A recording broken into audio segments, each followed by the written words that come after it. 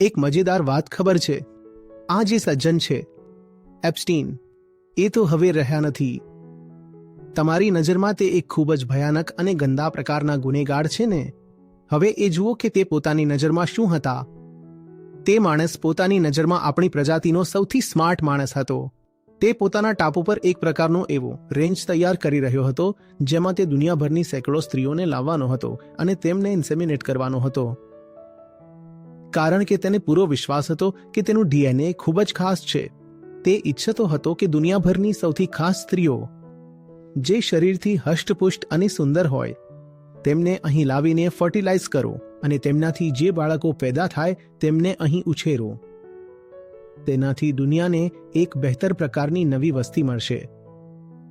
જો તે પકડાયો ન હોત તો કદાચ આ વસ્તી મળી પણ ગઈ હોત. અને કોઈ મોટી વાત નથી કે આજથી 10 થી 20 વર્ષ પછી આ જ માણસ નવી માનવતાના પિતામહ તરીકે ઓળખાતો હોત. પણ તે પકડાઈ ગયો અને તેનાથી પણ મોટા દાનવોએ તેની હત્યા કરાવી દીધી. એટલે બિચારાનો ઇન્સેમિનેશન પ્રોજેક્ટ પૂરો ન થયો. આવા જ તો હોય છે આપણા મહામાનવ અને આપણા આદર્શો. વાસ્તવમાં કોઈને આશ્ચર્ય નથી થયું, કોઈને દુઃખ નથી, કોઈ કેન્ડલ માર્ચ નથી, માત્ર સનસનાટી છે. કોઈને તકલીફ નથી, માત્ર કુતૂહલ છે. ફોટા અને વિડીયો ફરતા થશે અને લોકોને બહુ મજા આવશે. હું જે કહી રહ્યો છું તેને 6 મહિના પછી અજમાવી જોજો.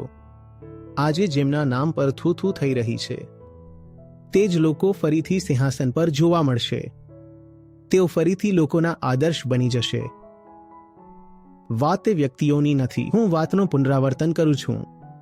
આ આપણી પ્રજાતિનો મેન્યુફેક્ચરિંગ ડિફેક્ટ છે. અહંકાર. આપણે પેદા જ એવા થઈએ છીએ અને તે ડિફેક્ટને ઠીક કરવા માટે જે હોય છે તેને જ કહેવાય છે અધ્યાત્મ, આત્મજ્ઞાન.